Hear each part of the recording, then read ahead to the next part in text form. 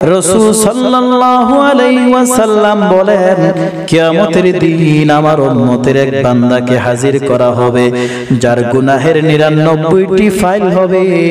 এর মধ্যে প্রত্যেকটি ফাইল এত বড় হবে, এত বিশাল যে পর্যন্ত চোখের দৃষ্টি যাবে সেই খাতা ওই পর্যন্ত লম্বা হবে। তাকে বলা হবে, তোমার যে এই গুনাহগুলো লেখা হয়েছে এই গুনাহসমূহের মধ্যে কোনটাকে কি তুমি অস্বীকার করো?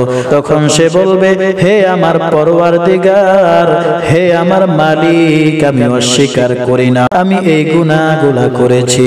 তাকে আবার জিজ্ঞাসা করা হবে, তোমার উপর আমার লেখনেওয়ালা যে ফেরেশতা ছিল তারা কি তোমার উপর জুলুম করেছে, কোনো কিছু বেশি লিখেছে? তখন সে বলবে, না হে আমার পরওয়ারদিগার, না। তখন তাকে আবার বলা হবে, আল্লাহ কি তোমার উপর জুলুম করেছেন? তখন সে বান্দা এই কথা শুনে ভয় পেয়ে যাবে।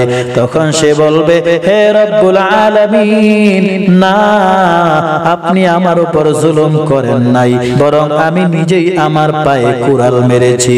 তখন তাকে বলা হবে, হে আমার বান্দা, অবশ্যই তোমার একটি নেকি আমার কাছে আছে এবং আজকের এই দিনে তোমার উপর কোনো জুলুম করা হবে না। তখন কাগজের একটি ছোট টুকরা বের করা হবে যাতে লেখা থাকবে, আশহাদু আল্লা ইলাহা ইল্লাল্লাহু ওয়া আশহাদু আন্না মুহাম্মাদান আবদুহু ওয়া রাসূলুহু। তখন সে বান্দা বলবে, হে রব্বুল আলামিন, গুনাহের এত বড় বড় ফাইল, এর মোকাবেলায় এই কাগজটি অনেক ছোট্ট একটি টুকরা, এটার কি মূল্য থাকে? এটার তো কোনো পাত্তাই থাকবে না। তখন তাকে বলা হবে, হে বান্দা, তোমার উপর জুলুম করা হবে না। তখন মিজানের পাল্লার এক পাশে এই টুকরাটি রাখা হবে, আর এক পাশে তার 99টি গুনার ফাইল রাখা হবে।